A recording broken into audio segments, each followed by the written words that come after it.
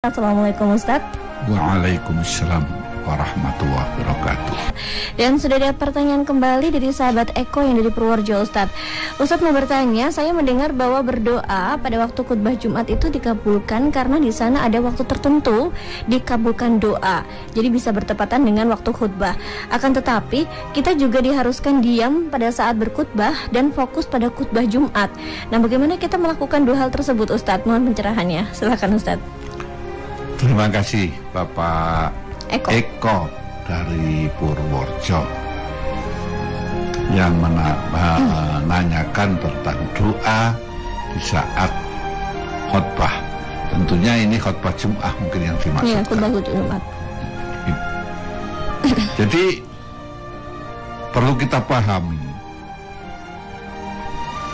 dan ini juga banyak kurang disosialisasikan. Hadis yang dibaca oleh Bilal muadzin,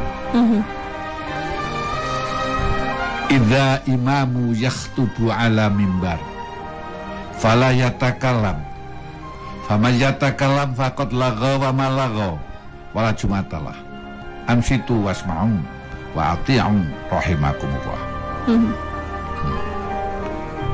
Ini mudah kita jumpai. Kadang yang menyampaikan itu juga nggak paham artinya. Artinya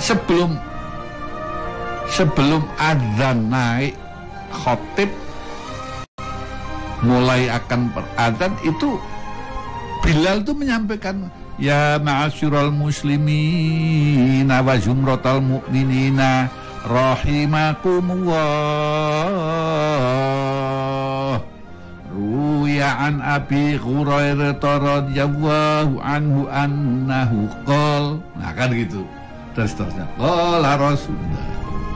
Jadi di saat imam berkhutbah, ingat yang berkhutbah itu imam ini. Tapi yang terjadi sering imamnya, khotibnya tidak pernah ada yang jadi khotib. Maafkan saya ulangi. Khotibnya itu tidak pernah jadi imam.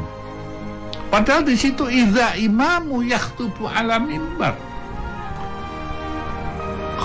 Imam berkhutbah, yang berkhutbah itu imam. Kadang ada imam yang tidak mau diganti. Gitu. Nanti semua nggak kanggo, yang kanggo saya. Kamu khutbah ya silahkan. Padahal, maka kalau itu yang terjadi, khotib itu berfungsi mewakili imam. Ini yang harus paham dulu. Apa mewakili khutbahnya? Imamnya menjadi imam sholat Jumat. Saya tidak mengatakan sah atau tidak. Saya tidak akan berbicara itu. Sah dan tidak itu Allah yang menilai kok. Atau salah apa tidak, itu memang dibolehkan. Nah, hal yang boleh itu kan ada yang lebih afdol. Itu apabila imam itu juga khotib. Hadisnya begitu loh. Tekstualnya begitu. Lah, di antara dua khutbah itu ada imam, khotib itu duduk.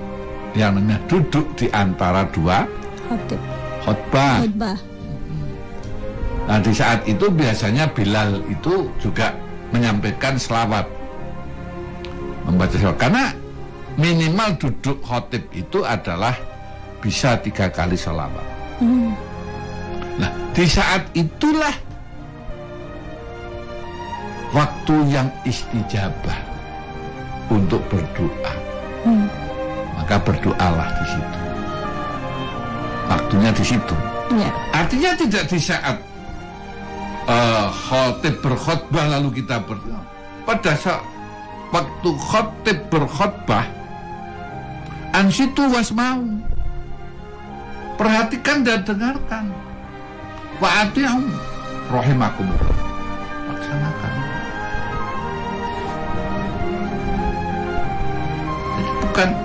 bukan di saat khotib berkhutbah. Saat khotib berkhutbah wala yatakalam, janganlah berbicara. Sampai menurut ulama mengingatkan pakai isyarat saja tidak boleh. Menjawab pertanyaan juga tidak boleh di saat khotib sebelum berkhutbah. Udah sebelum fokus ya Ustadz ya. Fokus. Fakat laga wa ma laga wala ju'anlah. Jadi kalau sampai melakukan itu tidak dihitung Jumat.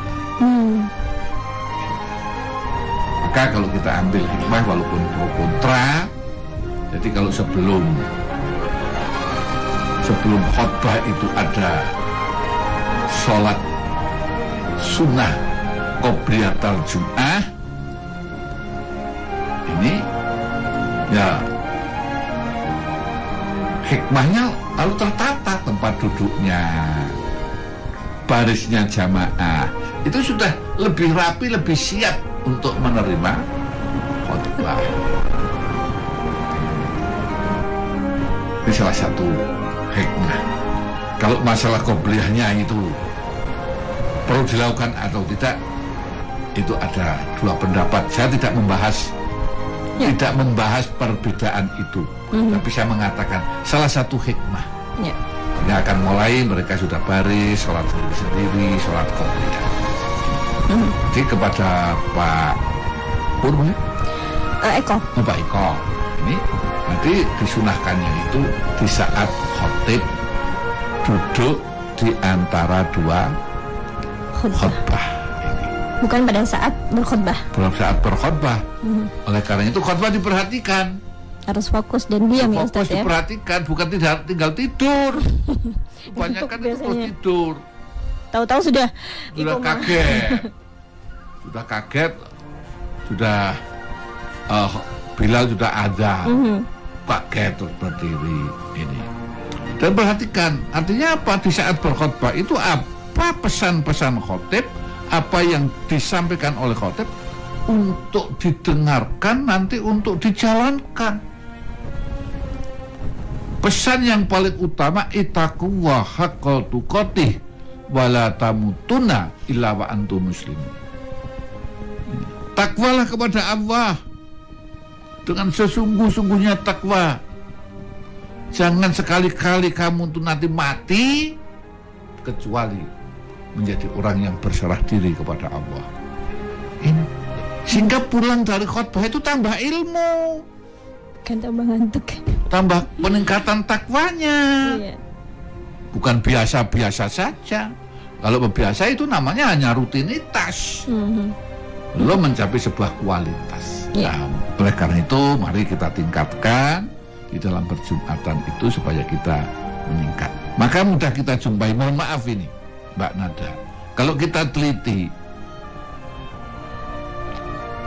khutbah kemarin, Jumat kemarin yang diberikan oleh khotib di Jumatan itu, tanya orang yang Jumatkan berapa persen yang masih ingat isi khutbahnya.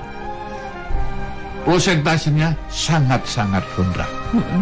Bahkan mungkin yang khutbah saja juga lupa. Karena apa? Kadang mereka itu maaf sekali ini hanya membaca teks tekstual ya Ustaz. Nah, hanya teks yang dibuat orang. Oh, ya, itu jadi dibaca. tekstual dia. Iya, hanya membaca saja. Itu lupa. Jadi yang membaca juga lupa katakan khotibnya. Ini presentasinya cukup kecil lah mungkin kalau kita teliti. Tapi artinya dia tidak berkhutbah. Dia membacakan amanah dalam berkhutbah itu. Karena sudah ada teksnya membaca, bukan muncul dari saya akan menasehati. Bab di situ punya usikum wa nafsi bitaqwallah. Aku menasehatkan kamu wahai para jamaah dan juga menasihati diri saya sendiri. Jadi yang menasihati itu khotib. Nah, kalau membaca itu namanya membacakan amanah. Ya, Masya Allah, terima kasih Ustadz untuk penjelasannya. Akan saya bacakan tapi dahulu dari sahabat Fatimah yang ada di Kemiri Lor. Assalamualaikum Ustadz Rahmat. Waalaikumsalam warahmatullahi wabarakatuh. Apakah boleh Ustadz jika kita beristikharah dengan hanya membaca doanya saja tanpa sholat 2 rakaat? Misalnya apabila kita berada di perjalanan. Monggo Ustadz. Terima kasih Ibu Fatimah di Kemiri yang menanyakan, bolehkah kita ini istikharah? Istikharah itu kan memohon untuk dipilihkan yang terbaik. Apakah harus dengan sholat? Tidak. Itu. Yang lebih bagus dengan sholat. Wasta'inu bisobri washolah. Bertolong itu dengan sholat. Itu pun setelah sholat baru berdoa. In kunta ana khairun li fitini wa ma'asi wa aqibatul amal fasrifu. Kalau masalah ini baik untuk aku, untuk agamaku, untuk masa depanku, ya, baguskanlah, datangkanlah kepada aku. Artinya boleh untuk itu. Tapi yang bagus dengan sholat. Karena ada wasta'inu bisobri washolah. Mintalah pertolongan kepada Allah dengan sabar dan sholat. Iya, lebih afdolnya ya Ustadz ya dengan sholat ya. Jadi sahabat Fatimah di Gemirwar, mudah-mudahan terpuaskan dengan jawaban Ustadz ya. Dan terima kasih sekali atas jawabannya Ustadz. Selanjutnya dari sahabat Dian di Banyu Urip. Assalamualaikum Ustadz. Waalaikumsalam. Di kampus kami sekelompok orang melakukan perkumpulan duduk dan berdoa, di mana Al-Quran dibagi ke beberapa orang yang hadir Ustadz, dan masing-masing di antara mereka membaca juz pada waktu bersamaan sampai selesai bacaan mushaf secara sempurna. Kemudian mereka melakukan doa dengan tujuan tertentu, misalnya saja seperti keberhasilan dalam ujian. Nah, apakah cara seperti ini ada dalam agama Ustadz? Silakan Ustadz. Terima kasih. Ini jawabnya sulit. Karena ada perkembangan melaksanakan agama itu bermacam-macam. Salah satu contoh,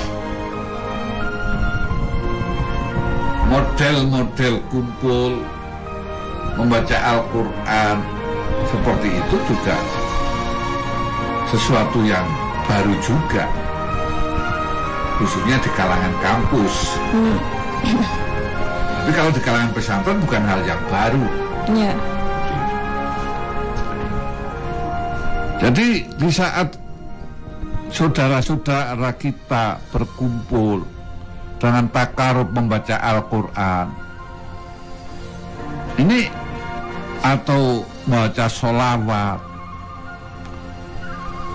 atau bersolawat, tidak hanya membaca tok, tapi bersolawat, beristighfar dan lain-lain, termasuk seperti contoh yang dilakukan di kampung-kampung itu dengan istilah tahlilan. Ini ya boleh-boleh saja, baik-baik saja, selama apa yang dilakukan itu tidak bertentangan dengan syar'i. Ambil contoh tahlilan saja, nggak ada yang bertentangan dengan syar'i. Gitu. Ada. Begitu juga kalau kumpul dengan membaca Al-Quran juga tidak bertentangan dengan syar'i. Berdoa ya tidak bertentangan.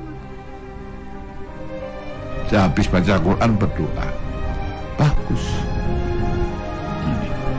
Maka yang tidak kalah penting dalam berkumpul itu ditata niat. Betul-betul niat taqarrub ilallah, betul-betul berniat untuk DP kepada Allah. Inilah yang lebih penting. Jangan sampai kita datang karena kumpul, karena itu kan kelompok saya, di situ ada pacar saya dan lain sebagainya. Lah ini akan bisa menjadi persoalan tersendiri. Ini yang harus dipahami. Alhamdulillahirabbil alamin, subhanakallahumma wa bihamdika asyhadu alla ilaha illa anta astaghfiruka wa atubu ilaik. Maha suci Engkau ya Allah dan segala puji bagimu. Aku bersaksi bahwa tiada Tuhan melainkan Engkau. Aku mohon ampun dan bertobat kepadamu. Wassalamualaikum warahmatullahi wabarakatuh.